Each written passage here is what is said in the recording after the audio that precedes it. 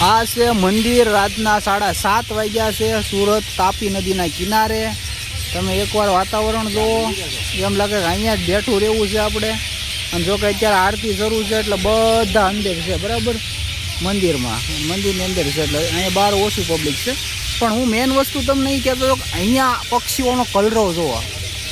રાતના 7:30 વાગે મનમોહક દ્રશ્ય, વડલો.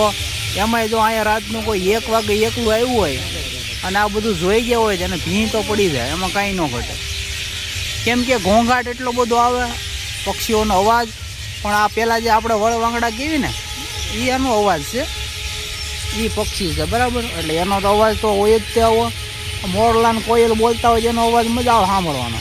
અને આનો અવાજ તમે રાતે સાંભળી ગયા હોય એકલા તો ભીં પડી જાય. આ બધા દર્શનાર્થીઓ છે અહીંયા. તો મેન એ છે મંદિર જુઓ તમે, પગે લાગો. સાક્ષાત તમને અહીંયા બેઠો બેઠો દર્શન કરાવી દઉં છું. તાપી નદી કર્મનાથ મહાદેવનું મંદિર છે.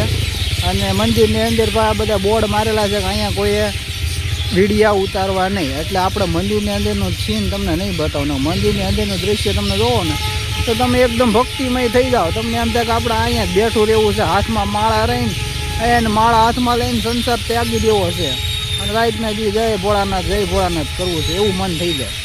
એવું વાતાવરણ અહીંયા. કેમ કે અહીંયા આવો એટલે તમારી પોઝિટિવ એનર્જી ઉત્પન્ન થાય અને તમારા મગજમાં આવતા ખરાબ વિચારો જે હોય બધા ગાયબ થઈ જાય અહીંયાથી. આ એ આસ્થાનું સ્થળ છે કર્મનાથ મહાદેવ. તો હવે આપણે અહીંયા જય માતાજી બધાને અને જય ભોળાનાથ.